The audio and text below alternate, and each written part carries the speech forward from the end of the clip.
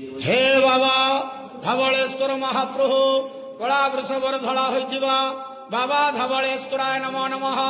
दीपं ज्योति परम ब्रह्म दीपं ज्योति जनार्दनः दीप हरत मे पापो पूजा दीप नमस्तुते।